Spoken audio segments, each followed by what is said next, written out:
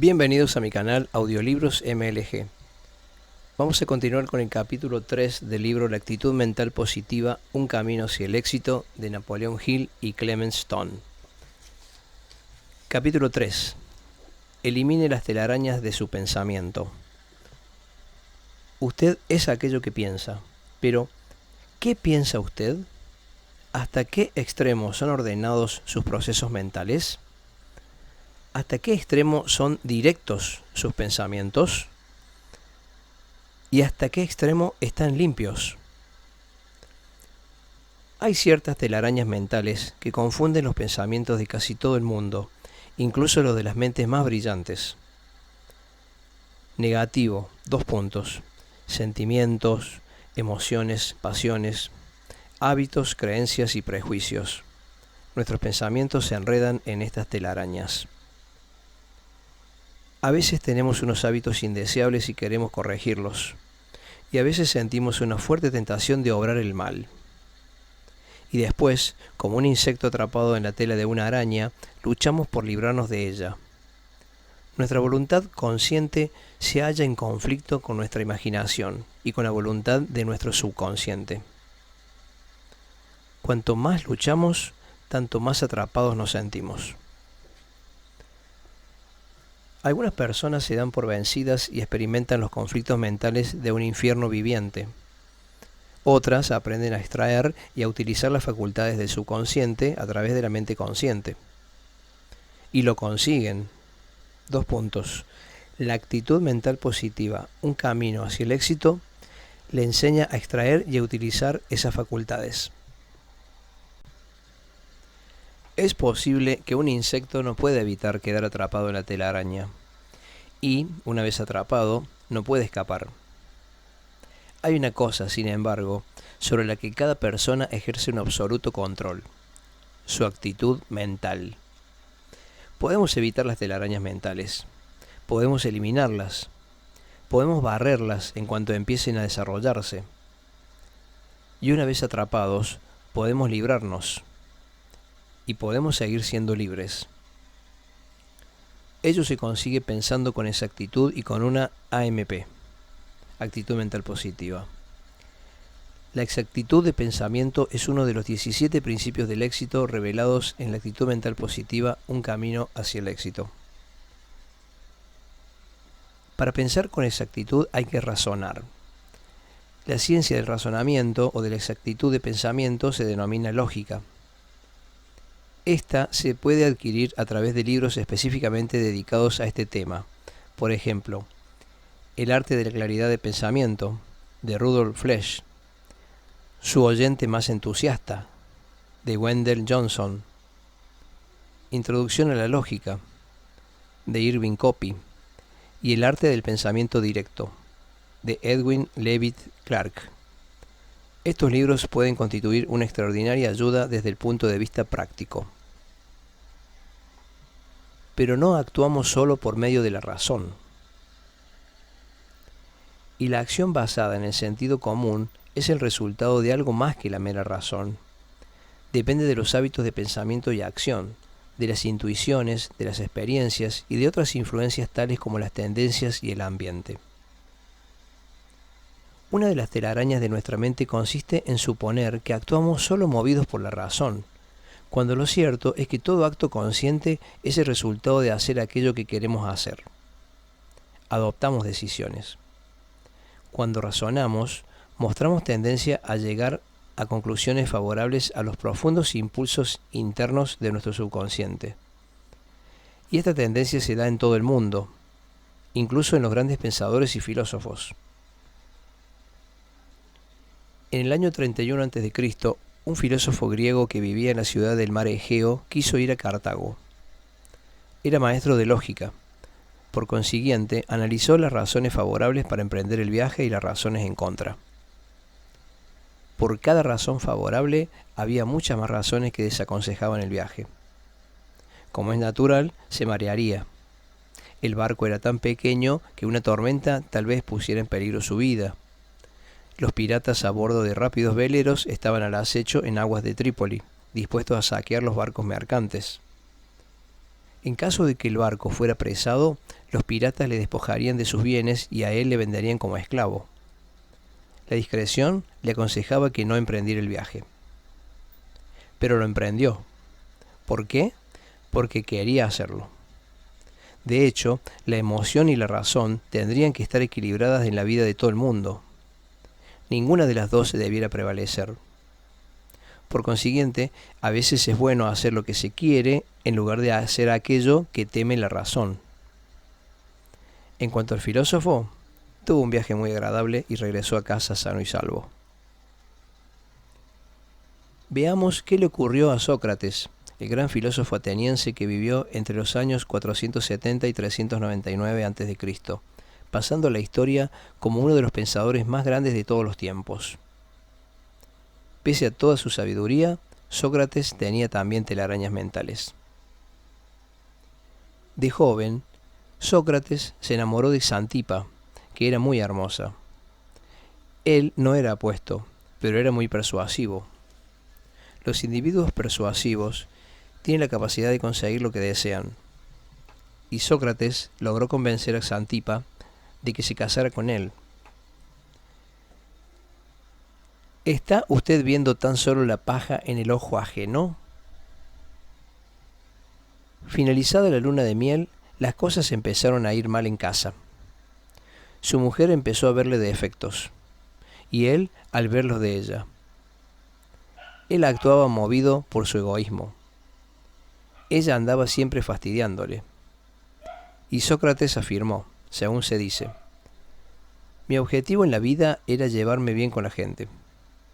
Elegí a Xantipa porque sabía que, si pudiera llevarme bien con ella, podría llevarme bien con todo el mundo. Eso es lo que decía, pero sus acciones desmentían sus palabras. Cabe dudar de que se llevara bien con algo más que unas pocas personas. Cuando se anda siempre tratando de demostrarles a las personas que están equivocadas, se las repele en lugar de atraerlas, tal como le ocurría a Sócrates. Sin embargo, él decía que soportaba la molestia de Xantipa como una forma de autodisciplina personal. Lo cierto es que hubiera conseguido desarrollar una auténtica autodisciplina si hubiera intentado comprender a su esposa e influir en ella mediante las mismas atenciones y expresiones de cariño que había utilizado para convencerla de que se casara con él. No veía la viga en su propio ojo, y en cambio veía la paja en el ojo de Xantipa. Como es natural, Xantipa tampoco estaba libre de culpa. Sócrates y ella era como tantos matrimonios de hoy en día. Después de la boda, dejan de comunicarse sus verdaderos sentimientos de afecto, comprensión y amor. Se olvidan, entre comillas, de utilizar los mismos modales agradables y las mismas actitudes mentales que hicieron de su noviazgo una feliz experiencia. Y el olvido es también una telaraña. Pero Sócrates no leyó la actitud mental positiva un camino hacia el éxito. Y Xantipa tampoco. De haberlo hecho, ésta hubiera sabido estimular a su marido para que su vida hogareña fuera más feliz. Y hubiera visto la viga en su propio ojo, en lugar de ver la paja en el de Sócrates. Hubiera controlado sus propias reacciones y se hubiera mostrado sensible a las necesidades de su esposo. Es posible incluso que hubiera podido demostrarle la falacia de su lógica tras la lectura del capítulo 5, titulado «Y algo más». Y puesto que la historia de Sócrates demuestra que éste solo veía la paja en el ojo de Xantipa, hablaremos ahora de otro joven, que aprendió a ver la viga en su propio ojo. Pero antes de hacerlo, veamos de qué manera se desarrolla el hábito de la importunación. Cuando se conoce la causa de un problema, es frecuente que éste se pueda evitar. O en caso de que el problema ya exista, se puede hallar una solución. S.I. Hayawaka escribió en la obra El lenguaje en el pensamiento y en la acción: para curar los defectos de su marido, es posible que una esposa le importune. Los defectos del marido se agravan y ella sigue importunándole. Como es natural, los defectos se agravan ulteriormente y a ella le importuna todavía más. Dominada por una reacción fija al problema de los defectos de su marido, la esposa solo sabe abordarlo de una manera. Y cuanto más insiste, tanto más se deteriora la situación, hasta que ambos acaban con los nervios destrozados. El matrimonio se destruye y sus vidas se hacen pedazos. Pero bueno, ¿qué ocurrió con el joven? Era la primera noche de un curso de AMP, la ciencia del éxito, cuando al joven se le preguntó: ¿por qué quieres seguir este curso? Por mi mujer, contestó él. Muchos de los alumnos se rieron, pero no así el instructor. Este sabía, por experiencia, que hay muchos hogares desdichados porque el marido o la esposa ve los defectos del otro, pero no los suyos propios. Devolvió la felicidad a su hogar. 4 semanas más tarde, en el transcurso de una reunión en privado, el instructor le preguntó al alumno: ¿cómo anda su problema? Está resuelto. Estupendo, pero ¿cómo lo ha conseguido? He aprendido lo siguiente. Cuando me enfrento con un problema que implica malentendidos con otras personas, tengo que empezar primero por mí mismo. Al examinar mi propia actitud mental, descubrí que era negativa. Resultó que el problema no estribaba en mi mujer, sino en mí mismo. Al resolver mi problema, descubrí que ya no tenía ninguno con ella. ¿Qué hubiera ocurrido si Sócrates se hubiera hecho la siguiente reflexión? Cuando me enfrento con un problema que implica un malentendido con Xantipa, tengo que empezar primero por mí mismo. ¿Y qué ocurriría si usted se dijera: cuando me enfrento con un problema que implica un malentendido con otra persona, tengo que empezar primero por mí mismo? ¿Sería su vida más feliz? No obstante, hay otras muchas telarañas que obstaculizan su felicidad. Y lo más curioso es que el mayor obstáculo está constituido por el propio instrumento de nuestro pensamiento, que son las palabras. Las palabras son símbolos, tal como los dice Hayawaka en su libro. Descubrirá usted que un símbolo de una palabra puede significar la suma total de una combinación de innumerables ideas, conceptos y experiencias. Comprobará también, a medida que vaya leyendo La actitud mental positiva, un camino hacia el éxito, que el subconsciente se comunica inmediatamente con la conciencia mediante símbolos. Por medio de una palabra puede usted inducir a otros a actuar. Cuando usted le dice a una persona: puede hacerlo, ello constituye una sugestión. Cuando se dice a sí mismo: puedo hacerlo, se está usted estimulando por medio de la autosugestión. En el capítulo siguiente nos referiremos a estas verdades universales. Digamos primero que se ha desarrollado toda una nueva ciencia en torno a los importantes descubrimientos realizados sobre las palabras y la comunicación de ideas a través de las palabras. Es la ciencia de la semántica. Hayakawa era un experto en este campo y nos dice que el hecho de averiguar lo que significa realmente una palabra en boca de otra persona, o incluso en la de nosotros mismos, es de esencial importancia en el proceso de la exactitud mental. Pero, ¿cómo se puede conseguir tal cosa? Limítese a ser concreto. Empiece con una coincidencia de las mentes o de significados y se evitarán con ello muchos malentendidos innecesarios. Una palabra puede provocar una discusión. El tío de un niño de 9 años se encontraba de visita en casa de los padres de este. Una noche, cuando el padre regresó a casa, tuvo lugar el siguiente diálogo. ¿Qué piensas de un niño que dice mentiras? No le tengo el muy buen concepto, pero sé una cosa con toda certeza. Mi hijo dice la verdad. Pues hoy ha dicho una mentira. Hijo, ¿le has dicho una mentira a tu tío? No, papá. Vamos a aclarar esta cuestión. Tu tío dice que le has mentido. Tú dices que no. ¿Qué ha ocurrido exactamente?, preguntó el padre dirigiéndose al tío. Bueno, le he dicho que llevara los juguetes al sótano. Él no lo ha hecho y me ha dicho que lo había hecho. Hijo, ¿has llevado los juguetes al sótano? Sí, papá. Hijo, ¿cómo explicas eso? Tu tío dice que no has llevado los juguetes al sótano y tú dices que sí. Hay varios peldaños que conducen desde la planta baja al sótano. Unos 4 peldaños más abajo hay una ventana. He dejado los juguetes en el antepecho de la ventana. El sótano es la distancia entre el suelo y el techo. Los juguetes están en el sótano. La discusión entre el tío y el sobrino se debía a la definición de una sola palabra: sótano. El chico sabía probablemente lo que su tío quería decir, pero había sentido pereza y no había querido bajar toda la escalera.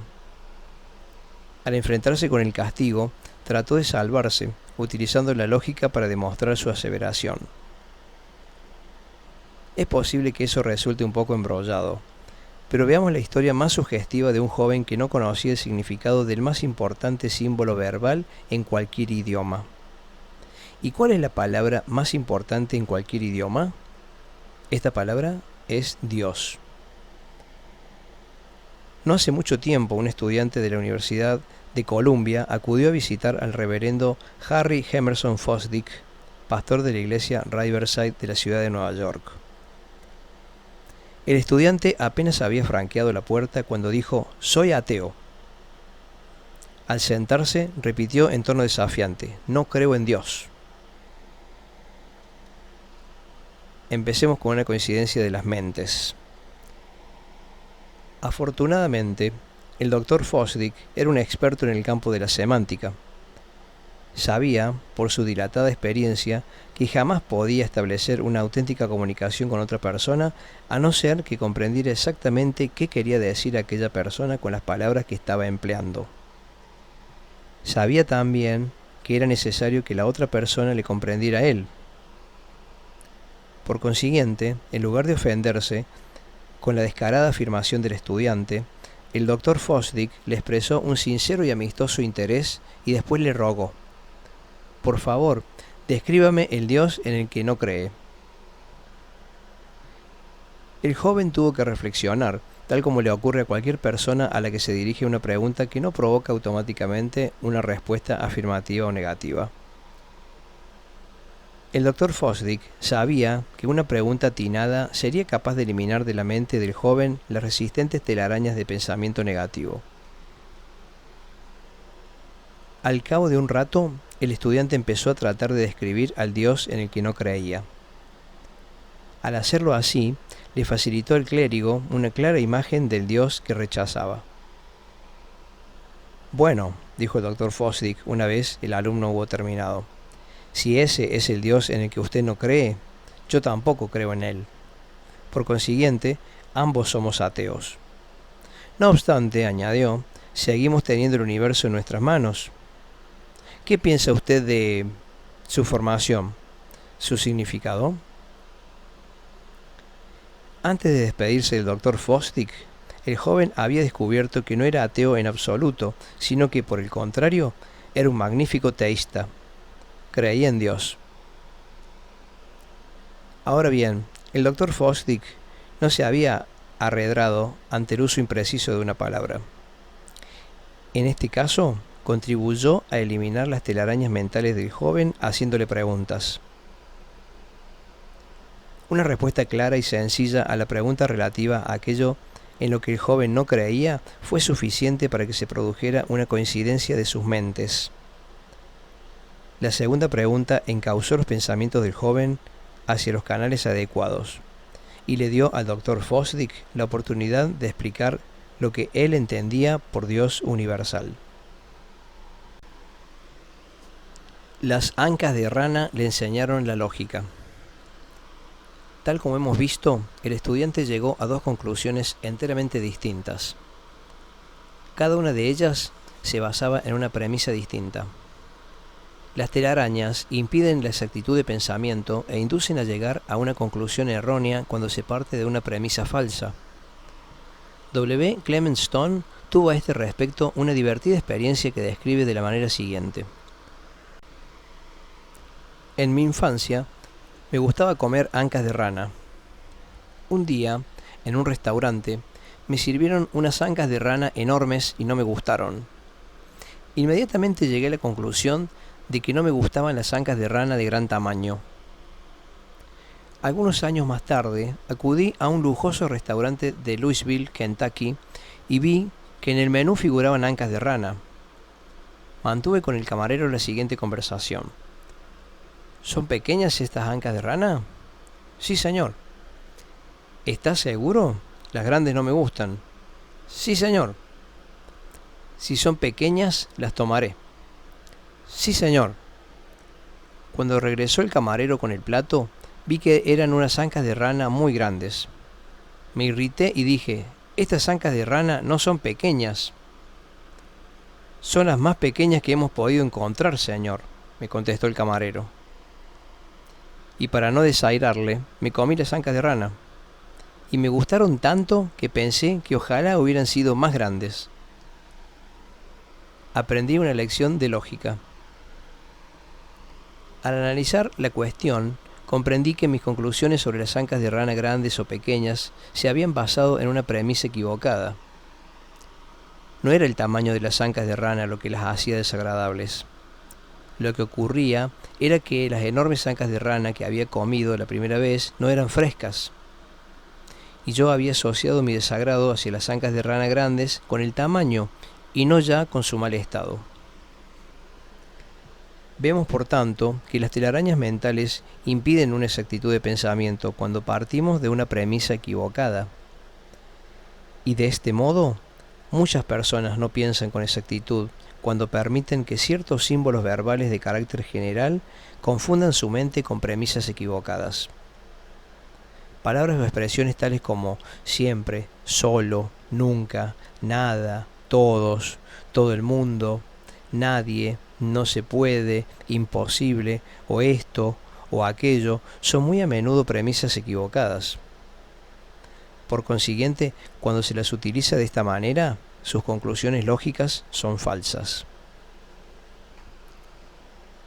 La necesidad, junto con una actitud mental positiva, puede estimularle a alcanzar el éxito.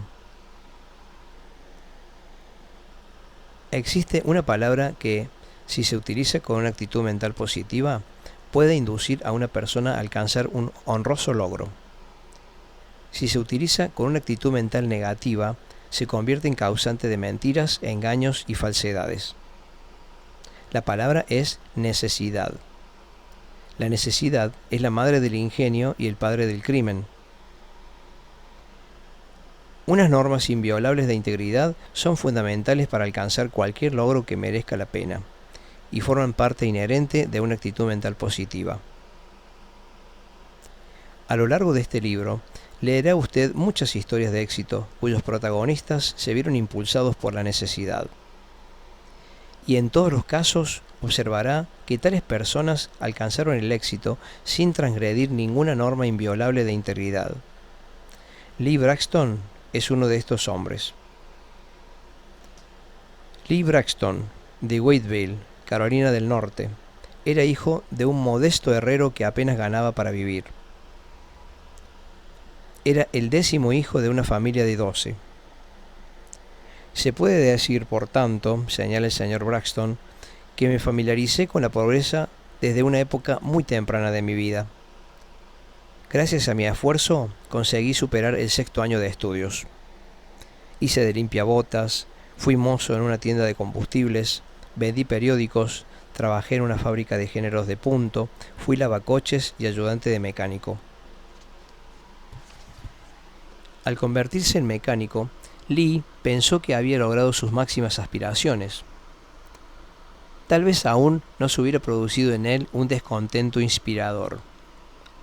A su debido tiempo contrajo matrimonio y junto con su esposa siguió viviendo en medio de la escasez.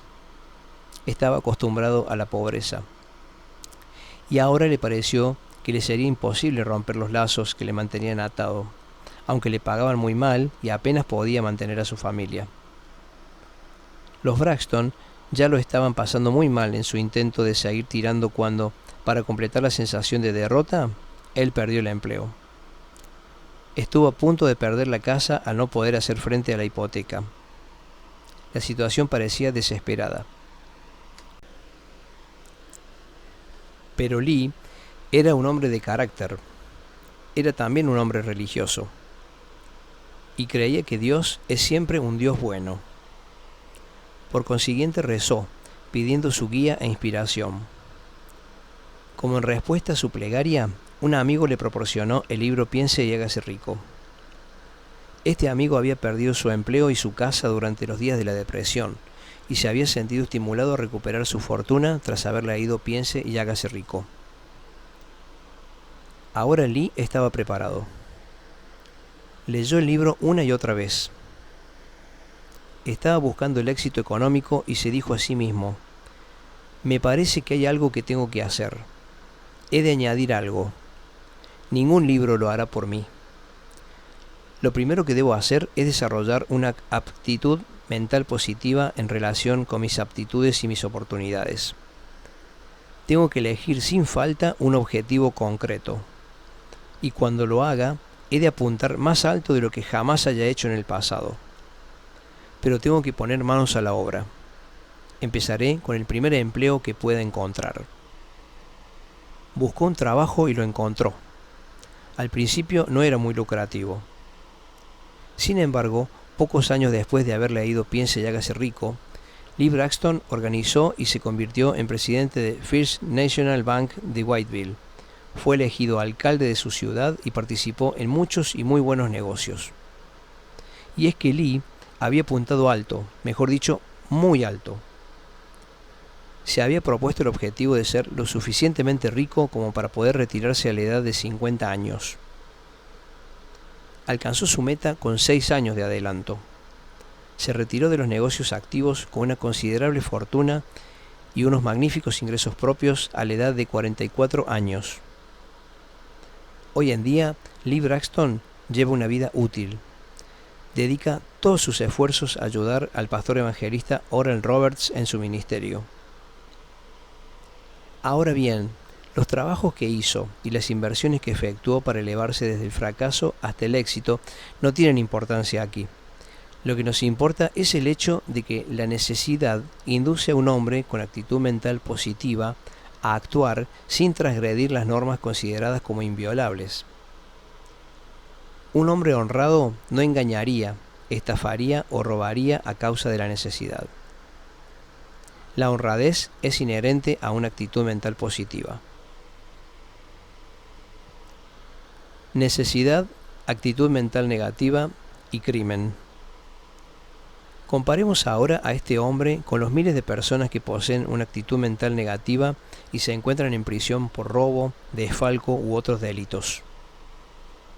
Cuando se les pregunta por qué se les ocurrió robar, su respuesta es invariablemente: tuve que hacerlo, y por eso han terminado en prisión.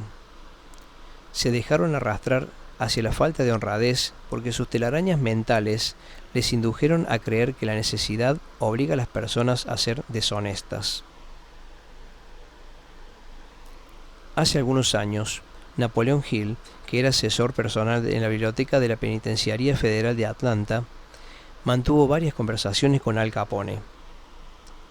En el transcurso de una de ellas, el autor preguntó: ¿de qué manera inició usted su carrera delictiva? Capone le contestó con una sola palabra: necesidad. Después las lágrimas asomaron a sus ojos y se le hizo un nudo en la garganta. Empezó a referir algunas de las cosas buenas que había hecho y que los periódicos jamás habían mencionado. Como es lógico, estas parecen insignificantes en comparación con todo el mal que se asocia con su nombre. Aquel desdichado echó a perder su vida, destruyó su paz de espíritu, debilitó su cuerpo con una enfermedad mortal y sembró el pánico y el desastre en su camino. Todo porque jamás aprendió a eliminar sus telarañas mentales en relación con la necesidad. Y Capone habló de sus buenas obras. dando a entender que con ellas había compensado en cierto modo el mal que había hecho, y revelando claramente con ello otra telaraña que le impedía pensar con exactitud. Aunque un hombre pueda neutralizar el mal que ha hecho mediante el verdadero arrepentimiento, seguido de una vida con buenas obras, Capone no era un hombre de esta clase. Pero hubo un hombre que sí lo era. Se trataba de un adolescente difícil. Y sin embargo, su madre jamás perdió la esperanza, aunque sus muchas plegarias por él parecieran no obtener respuesta. Y jamás perdió la fe, a pesar de las escapadas o fechorías de su hijo. Era un adolescente difícil. Este joven se convirtió en un adolescente difícil, instruido, intelectual, apasionado y sensual. Se enorgullecía de ser el primero, incluso en el mal.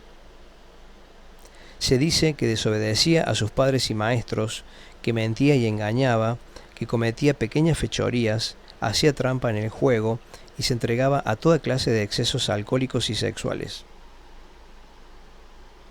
Y sin embargo, gracias a las constantes y reiteradas súplicas de su madre para que se enmendara, trató de hallarse a sí mismo antes de haber alcanzado el punto más bajo de su vida moral. A veces se llenaba de vergüenza al pensar que hombres con menos instrucción que él eran capaces de resistir las tentaciones que él era incapaz de resistir. Y puesto que era un hombre instruido y estaba buscando, empezó a estudiar la Biblia y otros libros de inspiración de su época. Aún así, perdió muchas batallas contra sí mismo. Y un día ganó la batalla que le permitió alzarse con la victoria. Es lo que suele ocurrir cuando una persona lo sigue intentando. Durante un periodo de remordimiento en el que se sentía abrumado por los sentimientos de autocondena, oyó por casualidad una conversación en la que una voz decía: «Toma y lee». Tomó el primer libro que tenía a mano, lo abrió y leyó: «Andemos honestamente, como de día, no en orgías ni en borracheras, no en casas de prostitución ni desenfrenos, no en disputas ni envidias. Al contrario, vestidos del Señor Jesucristo, y no os cuidéis de la carne para satisfacer sus pasiones». Ocurre a menudo, cuando una persona sufre una grave derrota en una lucha consigo misma, es posible que en aquel momento esté preparada. Su remordimiento puede ser tan emocional y sincero que tal vez le induzca a emprender una acción inmediata, y a través de la perseverancia le permita cambiar y seguir el camino que le conduzca a una victoria total. Ahora aquel joven estaba preparado. Y una vez adoptada una decisión irrevocable, alcanzó la paz de espíritu.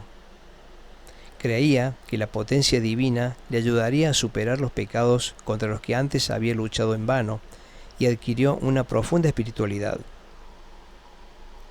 Los resultados de su vida futura lo demostraron. El joven se entregó a Dios y al servicio de sus hermanos. Por lo que fue y por lo que llegó a ser, es considerado capaz de ejercer una poderosa influencia en la tarea de dar esperanza incluso a los desesperados. Se llamaba Agustín y fue declarado santo. Es bien sabido que la fuerza de la Biblia ha sido útil para cambiar las actitudes negativas en positivas, incluso de los más negligentes seres humanos. Y gracias a la eficacia especial de esta palabra escrita, estos se sintieron inspirados a eliminar las telarañas de su mente. Fueron limpios en sus pensamientos y en sus costumbres. Muchos, como San Agustín, se han sentido impulsados a arrepentirse profundamente y, como él, han experimentado el deseo de dedicar sus vidas al servicio de Dios y de la humanidad. Y muchos grandes evangelistas han surgido de entre ellos. Ahora bien, hay muchas personas de profunda fe religiosa que también leen la Biblia, pero nos dicen: no traten de obstaculizar la obra de Dios, cuando les recomendamos otros libros de inspiración. Las telarañas mentales les impiden tratar de extraer el bien donde quiera que se encuentre. No se trata de obstaculizar la labor de Dios. Estas buenas gentes temen que sea sacrílego atreverse a explorar los poderes de la mente que Dios les ha dado, la capacidad de elegir, de planificar y controlar su futuro. Muchos libros de inspiración se proponen estimular al lector a dirigir sus pensamientos, controlar sus emociones y ordenar su destino, y a menudo le ayudan a comprender las verdades de la Biblia. Ello es cierto, por ejemplo, en el caso del gran éxito editorial El poder del pensamiento tenaz, Ediciones Grijalgo, Barcelona, edición número 20, 1981. En su libro, Norman Vincent Peale se esfuerza por inducir al lector a mejorar su personalidad. Para ello, cita directamente la Biblia en la que creen estas personas. He aquí algunas de las citas que utiliza el Dr. Peale y que sería conveniente aprender de memoria. Tal como piensa en su corazón, así es el hombre. Si tienes fe, todo será posible para ti. Señor, yo creo, ayuda a mi incredulidad. Cúmplase según lo has creído. La fe sin obras está muerta. Aquello que pidas en la plegaria, cree que ya lo has recibido y se te concederá. Si Dios está con nosotros, ¿quién estará contra nosotros? Pedid y se os dará, buscad y hallaréis, llamad y se os abrirá. Ya ha visto usted varias telarañas mentales que le hemos descrito. Algunas de ellas son: 1. Negativas como sentimientos, emociones y pasiones, hábitos, creencias y prejuicios. 2. Ver tan solo la paja en el ojo ajeno. 3. Discusiones y malentendidos provocados por dificultades semánticas. 4. Falsas conclusiones debidas a falsas premisas. 5. Palabras o expresiones generales o bien restrictivas, así como premisas básicas o bien secundarias. 6. La idea según la cual la necesidad conduce a la falta de honradez. 7. Pensamientos o hábitos deshonestos. Y 8. El temor de que sea sacrílego utilizar los poderes de la mente. Hemos visto, por tanto, que existen muchas variedades de telarañas mentales. Algunas son pequeñas y otras grandes, algunas son débiles y otras resistentes. Y sin embargo, si elabora usted una lista adicional de las suyas propias y después examina detenidamente los hilos de cada una de las telarañas, comprobará que todas ellas han sido tejidas por la actitud mental negativa. Y si reflexiona cuidadosamente acerca de ello, se dará cuenta de que la telaraña más fuerte que teje la actitud mental negativa es la telaraña de la inercia. La inercia le induce a no hacer nada, o en caso de que esté siguiendo un camino equivocado, le impide ofrecer resistencia o bien detenerse. Y usted sigue adelante. La ignorancia es el resultado de la inercia. Aquello que le parece lógico a la persona que ignora los hechos o carece de los conocimientos prácticos puede parecerle ilógico al hombre que los conoce. Cuando adopta usted decisiones porque se niega a mantener una mentalidad abierta y a aprender la verdad, ello se debe a la ignorancia. Y la actitud mental negativa se mantiene viva y se desarrolla gracias a la ignorancia. Elimínela. La actitud mental positiva, un camino hacia el éxito, le indicará claramente cómo eliminarla. Es posible que un hombre con una actitud mental positiva ignore los hechos o carezca de los conocimientos prácticos. Es posible que no comprenda. Y sin embargo, reconoce la premisa básica según la cual la verdad es verdadera y no falsa, aunque él no la conozca o no la comprenda. Gracias a ello, se esfuerza por mantener una mentalidad abierta y por aprender. tiene que basar sus conclusiones en lo que sabe y, sin embargo, ha de mostrarse dispuesto a cambiarlas cuando haya ampliado sus conocimientos. ¿Se atreverá usted a eliminar las telarañas de sus pensamientos? Si la respuesta es sí, déjese conducir por la guía número 3 mientras avanza hacia el capítulo número 4. ¿Estará usted dispuesto a ver las cosas con mentalidad abierta? ¿Estará dispuesto a explorar los poderes de su mente? Y cuando lo haga, su exploración le conducirá a un gran descubrimiento. Pero solo usted podrá hacer este descubrimiento. Guía número 3. Ideas a seguir. 1. Usted es lo que piensa. Sus pensamientos se valoran según su actitud sea positiva o negativa. Échese un vistazo. ¿Es usted bueno, malo, sano, psicosomáticamente enfermo, rico, pobre? En tal caso, ¿tiene usted buenos pensamientos? ¿Sus pensamientos son malos? ¿Sus pensamientos giran en torno a la buena salud? ¿Sus pensamientos son la causa de ello? ¿Sus pensamientos giran en torno a la riqueza? ¿Sus pensamientos están centrados en la pobreza? Punto número 2. Negativo. Sentimientos, emociones, pasiones, prejuicios, creencias, hábitos. Podrá eliminar todas esas telarañas mentales girando su talismán de la cara de la actitud mental negativa a la de la actitud mental positiva. 3. ¿Puede usted eliminar las telarañas mentales de las pasiones, emociones, sentimientos, tendencias, prejuicios, creencias y hábitos, cambiando su talismán invisible de la actitud mental negativa a la actitud mental positiva? Aprenderá a hacerlo a medida que vaya reaccionando a lo que lea en la actitud mental positiva, un camino hacia el éxito. 4. Cuando se enfrenta usted con un problema que implica un malentendido con otras personas, tiene que empezar primero por usted mismo. 5. Una palabra puede provocar una discusión, crear un malentendido, ocasionar desgracias y terminar en aflicción. Una palabra con una actitud mental positiva, en comparación con otra con una actitud mental negativa, produce efectos contrarios. Una palabra puede producir paz o guerra, aceptación o rechazo, amor u odio, integridad o falta de honradez. 6.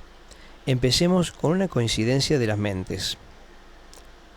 Cuando el Dr. Fosdick hizo eso, el joven llegó a la conclusión de que no era ateo, sino que creía en Dios. 7. Las ancas de rana le enseñaron la lógica. Cuando piense por medio de deducciones, procure que las premisas principales y secundarias sean correctas. 8. Las palabras generales o bien restrictivas, tales como siempre, solo, nunca, nada, todos, todo el mundo, nadie, no se puede, imposible, debieran eliminarse del razonamiento en calidad de premisas hasta que no estemos seguros de que son correctas. 9. Necesidad es la palabra. Le impulsa la necesidad a alcanzar altos objetivos a través de su honradez e integridad personal, o bien la necesidad le impulsa a tratar de conseguir resultados por medio del engaño o la falta de honradez. 10. Un adolescente difícil. Es posible que conozca usted uno, mas no desespere. Quizás no llegue a ser un santo, pero tal vez algún día logre que su propio mundo y el de usted sea un mundo mejor. 11. Dirija sus pensamientos, controle sus emociones y encauce su destino. Apréndase de memoria y repita con frecuencia los factores de automotivación de la Biblia que se citan en las páginas 82-83. 12. Aprenda a distinguir los hechos de la fantasía, la realidad de la ficción, y aprenda después la diferencia que existe entre los hechos que son importantes y los que no lo son. Dirija sus pensamientos con una actitud mental positiva para controlar sus emociones y encauzar su destino. Muchas gracias a todos por acompañarme con este libro. Los invito a seguir en el canal, a suscribirse. Y se viene el capítulo número 4 de la actitud mental positiva, un camino hacia el éxito.